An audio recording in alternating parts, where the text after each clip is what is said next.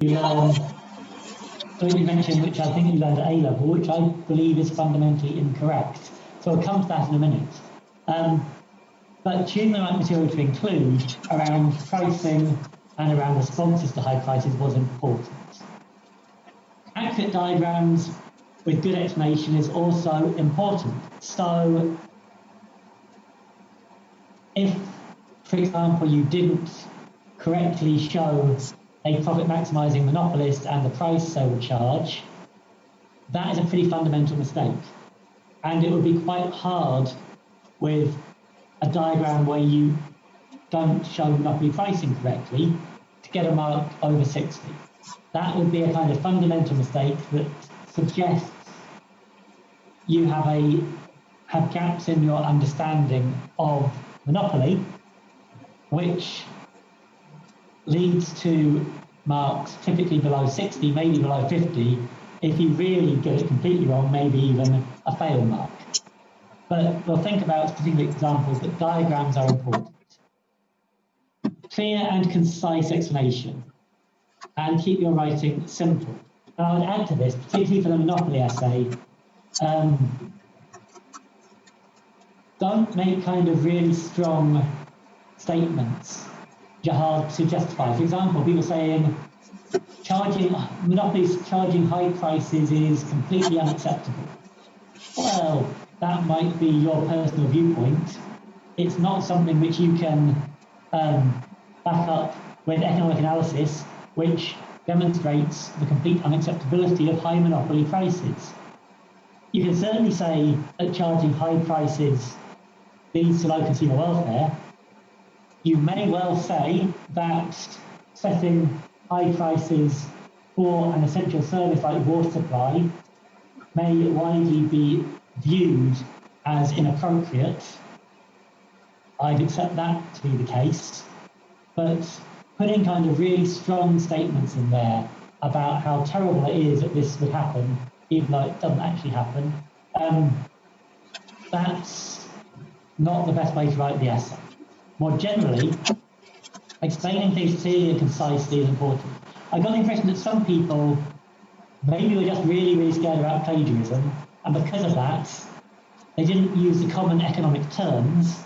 But in one of two cases that I marked, what they actually did was turn their essay into something that was incomprehensible. If you're not using the correct language, what you're writing is actually meaningless. So don't think of another way of saying profit maximization. Don't think of another way of trying to explain what a monopoly is. You know, you have to use the correct economic language in places, but you explain things in your own words. Clear and concise explanation, one of the important things about concise explanation is it actually allows you to do more within the word limit as well. So some people actually manage to write really good essays, including more points, because they've explained the main things they need to explain well in fewer words. That effectively makes your 1,000 words stretch further. So again, it may be something we want to pick up on when we look at some of these sample essays. So then the diagrams, choosing the diagram to answer the question is important. So the most important diagram that everyone needed for this essay would be to show monopoly equilibrium correctly and explain it. You could do that with different assumptions about cost curves. Some people did this by focusing on a natural monopoly case where average cost was always down the sloping, that's fine. Some people did it with U-shaped cost curves, saying that way, that's fine. Explain what assumptions you're making, explain why you're doing it a certain way. But whichever cost curve you're using, explain monopoly equilibrium. What a lot of people did less well was linking other bits of your analysis to the diagram.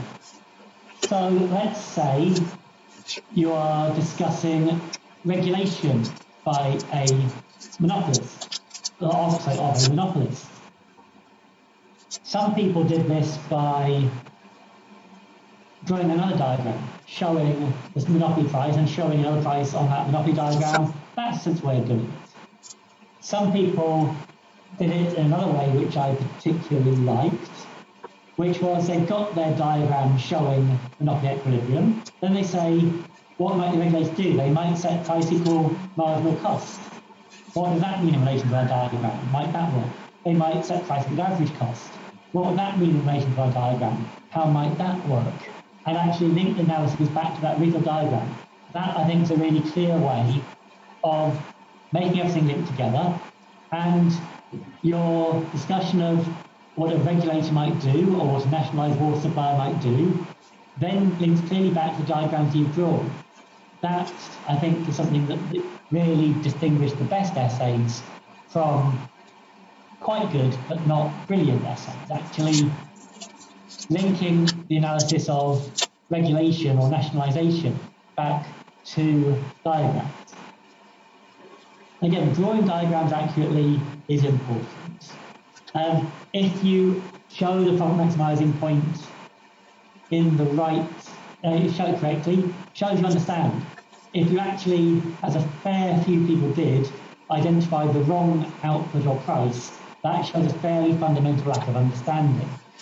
Now, I know that a lot of you were drawing your diagrams on a computer. You haven't done this before. There's some allowance for that. So if things are kind of slightly off, you haven't quite shown things like it looks like, and your explanation sounds like you know where it should be, then that's okay. There's some allowance for that.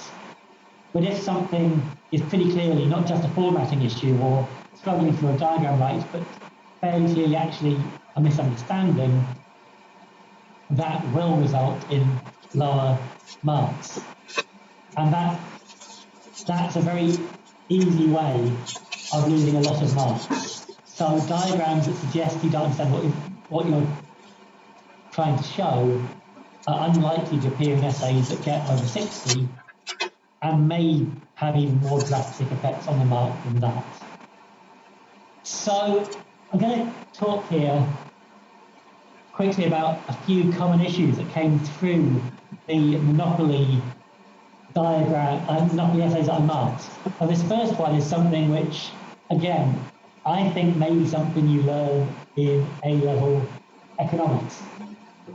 I don't think I've heard references to X efficiency or X inefficiency since I did A-level economics, which, as you can probably imagine, was a very long time ago. I did have a look in the Mankey and Taylor textbook. There's one paragraph on it there, which is perhaps about appropriate coverage of that particular view in a textbook which is 800 pages long. I suspect there's quite a lot of focus on it in some A-level syllabuses. Okay, let's put this simply. If we believe monopolists are maximising profits, and if you show a monopolist as a profit maximiser, it must be producing on its average cost curve. And it can't be producing on some artificially high average cost curve because it's not trying very hard. It must actually be on the average cost curve that shows effectively cost minimization for that level of output. It is inconsistent to say that this monopolist is maximizing profits here, but it's not producing its lowest costs. A necessary condition for profit maximization is that it's producing the quantity it produces at the lowest possible average cost. What is true is that a monopolist maximizing profits doesn't point at the lowest point on its average cost curve. If it's got a U-shaped average cost curve, it doesn't point at the bottom, but it does actually produce on its average cost curve. This idea that monopolists are fundamentally lazy and therefore don't try very hard to make profits, it's not very believable. For a private monopolist, do you think that the biggest, most dominant, most profitable firms in the world are badly managed and have high costs? Well, no, the reason why they are the biggest, most dominant, most popular firms in the world is because they focus really hard on keeping their costs low, and that lets them make higher profits. So if you learn that A-level, that monopolies are somehow intrinsically inefficient, please unlearn that. It's just not credible. there may be an argument that a nationalised producer will be inefficient. A nationalised producer will not typically be a profit maximiser if it's run by the government. So for that reason, it may not maximise profits, it may not minimise costs, but even then, if the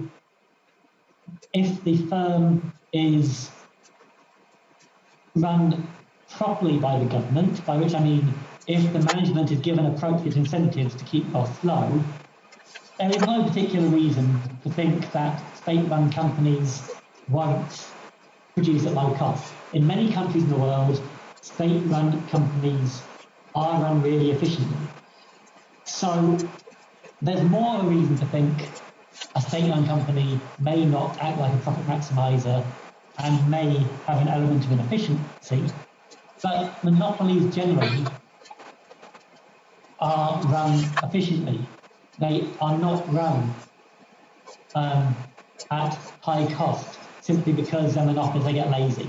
That's so I suspect in a number of times I read that, that's what a lot of people learned at A-level. It's not right.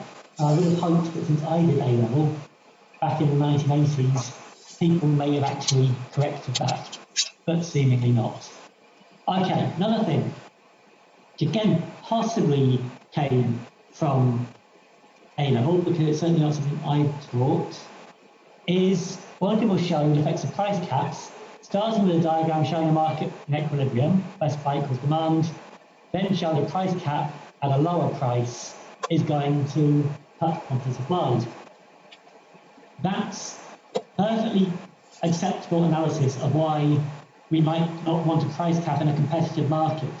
But a monopolist doesn't start in that free market supply equals demand equilibrium. Monopolist starts with a higher price.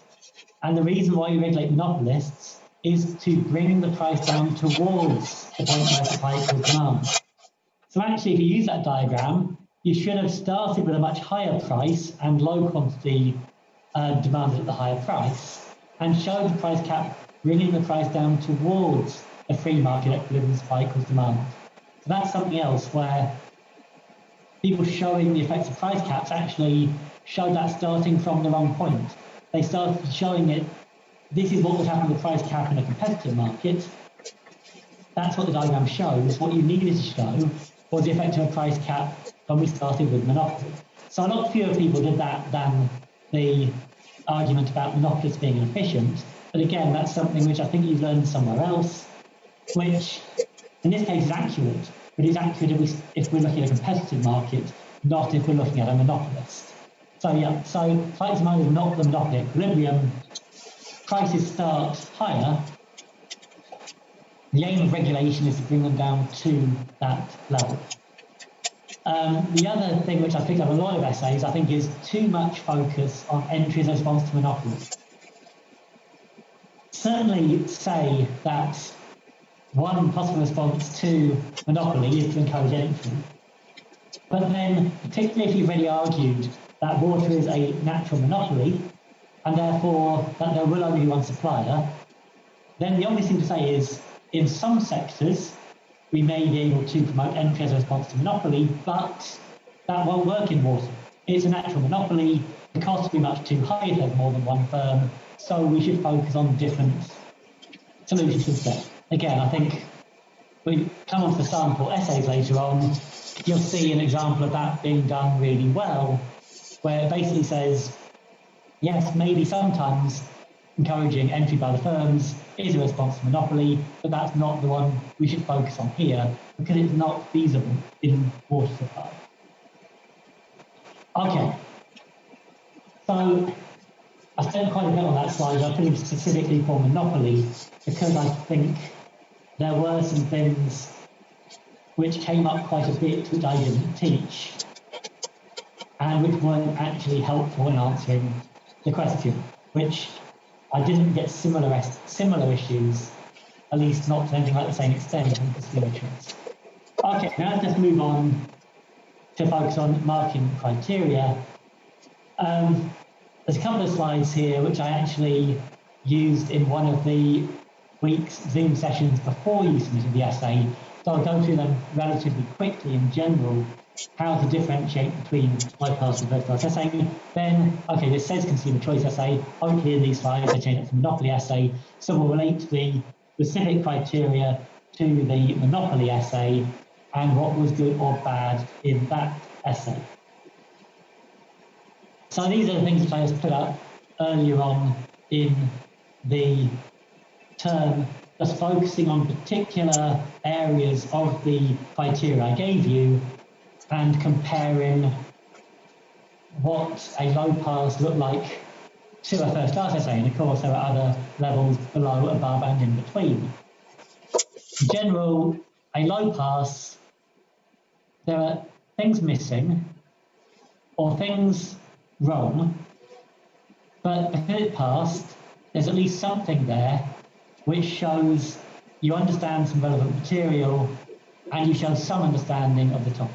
So you need at least some evidence that you understand monopoly, having high prices, or issues related to natural monopoly. At least some of that would be there in a low pass. But that's a case where maybe you've said that but got the diagrams wrong, and you don't really say much that adds value on terms of responses to monopoly. First class essay, basically you need to include all the main points that the essay is looking for. You need to show that you understand them. So to get above 70, you really do need to show good understanding of the topic and basically answer all parts of the question. Second criteria are not particularly relevant to this essay. And just to say, because there seems to be some misunderstanding, a lot of people got a comment related to future essays, saying in future you'll need to use a wider range of academic sources and cite them appropriately. That doesn't mean you needed to in this essay. One of the essays that provided a sample essay on monopoly didn't include any references.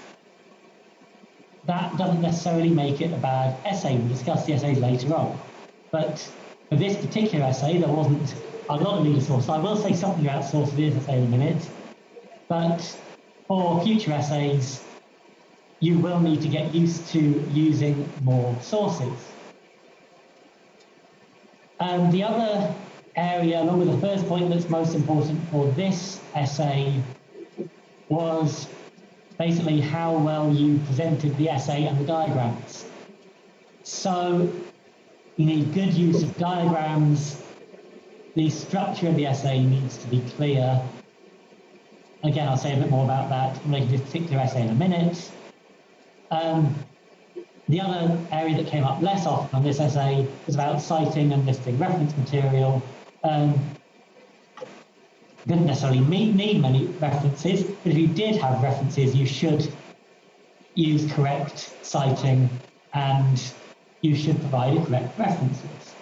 So let's relate these to the monopoly essay.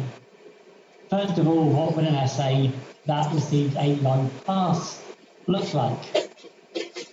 Well, you'd have some awareness of monopoly pricing, but without a clear explanation of why the monopolist sets a high profit maximizing price. So you're kind of aware that monopoly leads to high prices, but you haven't really explained very well how it leads to high prices. You may have some superficial awareness that there are certain responses to monopoly. You understand that, for instance, regulation may be responsible to monopoly without really explaining how monopolists will be regulated or any kind of understanding about what sort of price the regulator may set. So, because it's passed, there have to be some areas where you're showing knowledge and understanding, but it's pretty limited. So, again, this essay, you could potentially write a really good essay without using any sources other than my notes and recordings, which you didn't need to cite. But if you did use sources, textbooks would be the most likely source that help you in this essay. And you should stick to academic sources. Don't use A-level textbooks, because they may focus on those things I mentioned earlier, which didn't really help with this essay. Wikipedia, I mentioned earlier in the term, it's not always accurate and reliable, so it's better not to use that. Tutor2U and other sources, economic help, those are the sources. They're not as good as using a textbook, which is aimed at university students. So use, for this essay, if you need more understanding than my notes for the topic, use one of the recommended textbooks. There wasn't any particular reason to use journal articles for this essay. Some people did. That's fine if you use them, cite them. Not really needed, but may help in places. But just avoid less academic sources. So the third criteria that really matters for this essay. Third one, either the essay lacks relevant diagrams, doesn't explain them well, or draws them inaccurately. I hope that's fairly self-explanatory. If you don't have diagrams showing monopoly pricing, that is a particularly big oversight. Or if you draw it wrong, don't expect to identify monopoly price, that's a problem. But it's also a problem if you've got a diagram there, which you may have drawn yourself, or quite possibly just copied and pasted from another source, but then you don't have an explanation, or the explanation doesn't actually fit. That's not a way of showing your understanding. That's a way of showing you can find the diagram. It's not a way of showing that you understand what the diagram shows. So the explanation of the diagram is also important. And structure is also important. I don't think many people had a big issue with structure on this essay. Again, it was kind of fairly logically set out in the questions. Say why you're not being set high prices, then how might you respond? But a clear structure helps. When you did use sources, you should correctly cite and reference them. So I showed you this link during the Zoom session earlier in the term. I am going to put later today these slides up on Canvas, so you will actually have a link you can use in these slides. That's just the library resource on Harvard referencing. It's not the only acceptable way to referencing to make your source clear, but it is the one preferred by the university. So it'd be good if you don't understand how to use Harvard referencing to learn to do that. I'm going to leave that for you to look at if you need help in your own time. So again, the link will be up on on Canvas later on. I have actually found, I don't know if any of you have experienced this, that the university's search facility online tends to be absolutely useless. But you can actually find things quite well just by Googling. So my guess is if you Googled UOB Harvard referencing, you'd probably land there. And then you tried to find it by searching on the university websites, you'd probably spend hours fruitlessly looking for it because the search function is useless. But anyway, I'll put the link up to save you having to find it for yourself. What about a first class essay? Well, what do the best essays have? They have a clear explanation of monopoly pricing, and because we believe water is a natural monopoly, also probably a clear explanation of natural monopoly. The two best areas to focus on for responses to monopoly, I've already said that end-to-end use probably isn't feasible. So a discussion of regulation and or nationalisation of water supply, by the regulation or taking it into public ownership. And within that, a discussion of what sort of price the regulator or the government, if it controls water supply, might set. That's what a good essay would include. So some essays may have got over 70 without all of this if they've done some of these things particularly well. Some essays may have covered these areas but got things not quite explained so well, or got some minor mistakes and get below 70. But as a rule, if you do all these things and do them well, then you will have written a very good essay. Yeah, again, I've already said you don't need many sources for this essay, but use textbooks and academic sources. The diagrams should be relevant accurate and clearly explained. So again, highlighting relevance. I mentioned that some people use diagrams to show a price cap that didn't actually relate to monopoly. So that doesn't get you credit, but showing a price cap in a monopoly does, if considering different types of pricing monopoly, does. Link your analysis clearly to the diagram. Again, I said particularly think about what price a regulated or nationalised firm might set. Tying that to your diagrams is a good idea. And yeah, reference material cited and listed appropriately hopefully speaks for itself. Okay, I'm going to stop sharing my screen in a second. And I'll start thinking about the sample essays. So, okay, just pick up what's asking in the chat. Where do you see your feedback as you can only find your score? It may be how Canvas shows things in the advice you're looking at, but everyone should have received feedback in a rubric which is visible in Canvas. If you're not seeing the rubric, for example, on a phone, it may be worth checking through a computer or through a tablet. I'm not sure, it may even be a browser issue looking through a different browser. But I believe every essay did have some feedback in the rubric rather than in the comment. So just find that rubric and that should give you your feedback. Okay, so what am I going to do in terms of the essays? Hopefully at least some of you found the sample essays I directed you to yesterday and have looked at them in advance.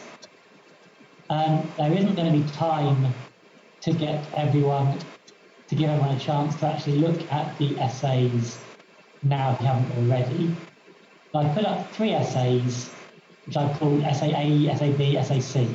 If anyone is here who volunteered your essay, whether or not I've used it, thank you very much. I actually, across the 2 topics together, I only had 3 essays volunteered with marks below 60. So a particular thank you to anyone, if you're here, who volunteered an essay with a lower mark, because it is really hard to actually understand the difference between the best essays and essays marking 50 is still okay, but a really good essay and okay essay, it's hard to understand the difference without seeing the okay essay alongside the really good one. So, thank you. We're going to go through each essay in turn. What I'm going to ask is, if you have read Essay A on Monopoly, and if you have any views on either what they did particularly well, or things they maybe could have done better, or a view of what sort of mark you should give it, whether it should be in the 50s, 60s, or 70s, or stick to those possibilities, please can you just type into the comments. Hopefully we'll find there'll be a few people here who've read the essays and have views. If there's anything you'd like to say on Essay A, please can you type some comments in? We'll have a look. Checking my notes.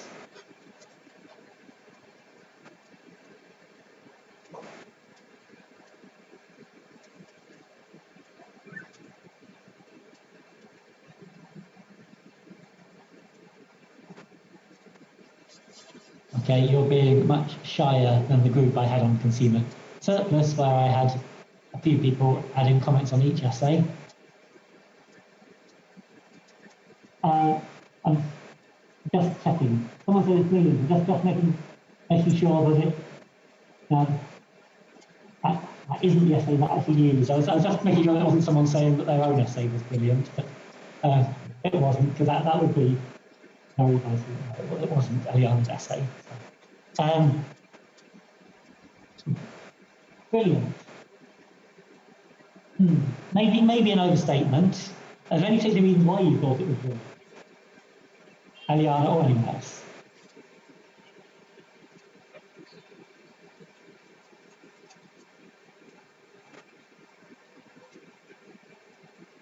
I mean, okay, let's put it up on the screen if you are. I'm not getting people typing comments.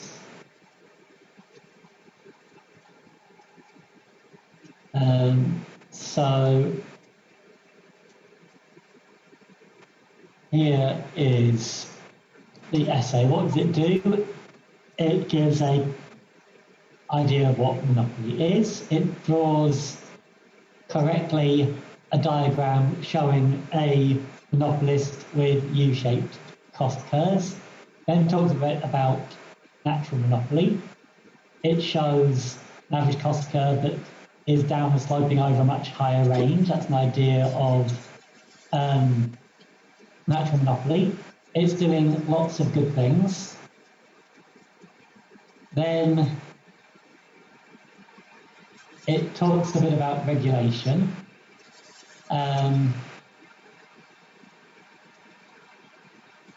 Among the things that I said a really good essay does, that this one doesn't seem to do, is actually link any discussion of regulation or nationalisation or responses of monopoly explicitly to the diagrams. So it might have been helpful either to, in the natural monopoly case, add some average revenue, marginal revenue curve, marginal cost, see what the profit maximising firm would do here, and think about other pricing options. Or coming back to the initial monopoly diagram, what would it mean to set price for marginal cost or particular average cost? What sort of might they be prices for the regulator to focus on? That would have improved this essay. So I'm disagreeing with the judgment of this essay as being brilliant, but it was a good essay. It got a mark in the 60s. I wouldn't say it was among the best essays, but it did some things very well. It gave a good general idea about monopoly pricing, natural monopoly. It says something relevant about regulation. It just could have done more to actually think about how those things on regulation link back to the theoretical analysis. Okay, then we move on to essay B. Essay B, does anyone who's read the essays have any thoughts on this essay?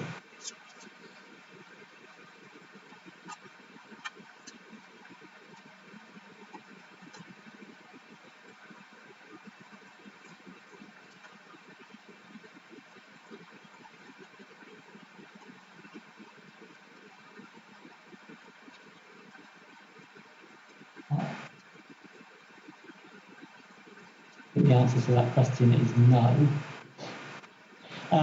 Okay. Is it okay to use first person? I don't have a problem with the use of the first person. Some people do. I'm not fussy on that. Sometimes saying I or we actually can read better than putting everything in a passive voice and saying this has been shown. Some people might not like the first person. Personally, I have no problem with essays written in first person.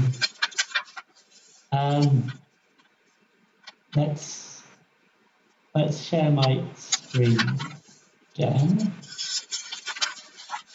There is a fundamentally quite big problem in this essay. And yeah, thank you to the person who shared it, because this is one of very few essays that people allow me to use in marks below 60. This diagram I've got up on the screen now is a pretty big issue. They have not correctly shown the profit maximising points. On this diagram, profit is maximised where MC equals MR, and that would give the quantity, and then the price would come from that quantity reading up to the demand curve, and the average cost from that quantity, the average cost curve. So once you put this essay in a diagram, then you're really struggling to get a good mark, because this diagram suggests a real problem with understanding of monopoly. And this isn't just a case where the diagram, maybe something's gone wrong in the formatting. They've clearly shown that they think the price is where average cost cuts average revenue, and that the cost is from the marginal cost curve, not the average cost curve. So actually, this essay had to do other things quite well, even to get the mark it did, which was 55. That diagram, you could easily be setting yourself up for a fail or a really low pass, but there were other strengths for this essay. We get past that. Here it shows the natural monopoly case. It actually shows that setting price equal marginal cost of natural monopoly may not be feasible because you'd be making a loss. There is some decent discussion of regulation in here. So this is really a case of someone who's made a pretty bad error on the basics, then making up a bit of lost ground on other things, enough to bring their mark up to 55, when based on this diagram it could actually have been pretty bad. I don't worry too much about typos like missing out with T and out, which I don't think I'd even noticed before. But drawing a diagram which has fundamental errors, you're then making up a lot of ground, which this essay, to be fair, does by including some things which are actually quite good. But it's hard to get a good mark while making significant errors at the start. Then we move on to the third essay, Essay C. Does anyone have any thoughts on Essay C?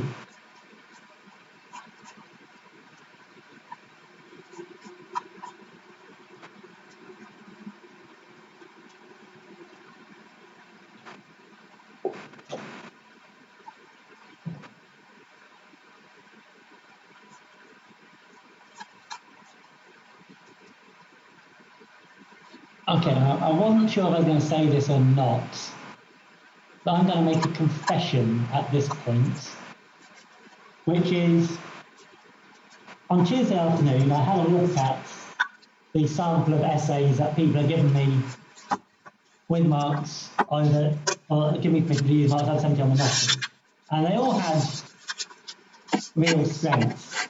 They all had justified marks over 70.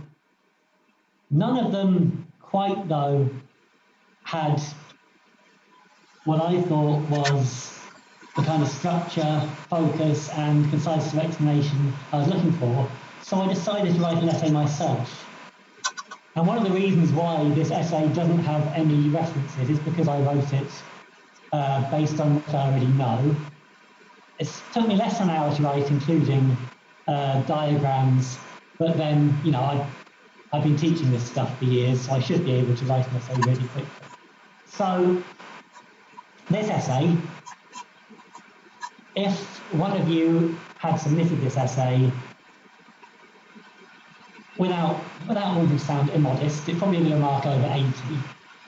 Because if you think about things that I said I was looking for an essay, obviously writing one myself as an example of a good essay, I put just those things in.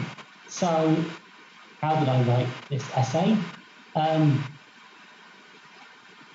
So it started with a very short introduction, basically saying what happened to horseplay in the UK, nothing more than I told you in the lectures. This essay show on private monopoly to charge high prices. Then I explained why I think water is a natural monopoly, and said even though it doesn't actually have marginal cost of zero to supply, it does have a high fixed cost and low marginal cost, so I focus in the case of marginal cost equals zero. And I showed how that monopoly would maximize profits. I then explained fairly concisely how that diagram shows profit maximization. I then show my understanding that because it's a natural monopoly, that we're never going to have more than one firm, but show nonetheless that I understand that with U-shaped average cost curves, that competitive firms would produce at the low bottom average cost curve and set the price of that, but a monopolist would produce at a higher average cost and set the price higher again. Had I spent a bit more time on this essay, I could have thought about drawing that diagram, but I think I've actually explained it without needing to draw a diagram. Again, more understanding into monopoly pricing, not just being a point on the diagram, but actually being high relative to what we get if we had a competitive market. Then, as I've shown that there are generally different responses to monopoly. I said that in some cases, promoting entry may be feasible, but that's not in a natural monopoly like water. So, in the case of water, I only have a short paragraph about entry. It's not what we're going to focus on because it's not feasible. Then I say that we could have regulation or nationalisation, and if we have regulation or nationalisation, I focus on a couple of price possibilities. Might be set price per marginal cost or price per average cost. I include a diagram to explain why price per marginal cost wouldn't be feasible without a subsidy. Then I basically have a short conclusion. That was something like 980 or 990 words. Because my explanation is concise, I managed to say all those things within the space of 1,000 words and include the relevant diagrams and include the discussion of regulation, nationalisation and entry, include all those things. So again, rather than sharing one of the other very good essays, I just thought on monopoly, some people did follow that structure, but none of them actually volunteered their essays. So I thought I'd give you kind of an example of exactly this is what a really good essay would do. And also, to summarise, I think everything in that essay, everything's there, things which I have told you in the module. So when I think without references, any one of you could have done that. Most of it's in the lecture notes and slides. The bit showing the natural monopoly with zero marginal cost we went through in one of the Monday Zoom sessions. There's nothing there which you couldn't have answered using the resource I gave you without any other referencing. So, a couple of things to take away are, and at this point maybe it makes sense to start showing my slides again. No, I guess you probably show my slides again. The importance of concise explanation is if I had longer explanation of anything in that sample essay, I wouldn't have been able to put everything in 1,000 words. I was very close to the word limit with a very short introduction, short conclusion, and explaining everything I wanted to explain, including explanation of diagrams. Without concise explanation, I would have had to leave things out. So learning to explain things concisely also lets you explain everything. That's one important point to take away, that you can only get that amount of content in and explain it all if you learn to explain things concisely. Okay, so I realise some people may have other things these go to. Well, I'm only going to spend for another 5 or 10 minutes. If you can't stay, you will see slides on Canvas later today. I'm going to go back to my slides and just think about what I think you can take away from this workshop to help you for future essays. Some of this may apply directly to the essays that you are hopefully now working on with Thomas, and for other essays you write in future. Most of the points are specific for economics essays, but the first one is important for any essay that you ever write on the subject. You have to understand exactly what the question needs and focus on that. So I did, for this essay, very clearly ask you to focus on monopoly pricing, why monopolies set high prices, and responses to those high prices. So that gave you a fairly clear steer of what to focus on. The essential things were show why monopoly prices are high and show how we may be able to do something in the water industry to prevent those high prices from being charged. Whatever the essay is, just be clear on addressing exactly what you're asked about. If you spend 400 words out of 1,000 discussing other issues related to monopoly which don't directly address the question, those are words that you're wasting. They mean that you have fewer words to actually explain the important things. Accuracy of diagrams and accuracy of explanation is really important. Getting a diagram a bit wrong, a curve not quite in the right place, but you are, from your explanation, you sound like you know what you're talking about, that might be the difference between a mark in the high 60s and a mark in the 70s. Getting a diagram that had a fundamental mistake, if it's an important diagram and what you show is fundamentally wrong, then you're putting yourself in a position where it's really hard to get a mark above the 50s, and you may even be looking at marks lower than that, or fundamental problems with diagrams. So accuracy of diagrams matters, and explaining them well matters. Learn to use appropriate sources. So make sure that in essays you write, first of all, that you get an idea of how wide a range of sources you might need for essays in the future, which will be wider than this one. But also make sure you're using the right sources. Use things like textbooks, use, as you get to more advanced essays, journal articles. Don't use things aimed at A-level students. Don't use things like Wikipedia, Investopedia. Use things which are actually written for university-level study or written as academic articles. Something which is probably going to be more important for Thomas's essay. Well, I haven't had a chance to talk to Thomas in any detail about the essay. I've seen what he's asked you to do. You have to use an example of a certain country.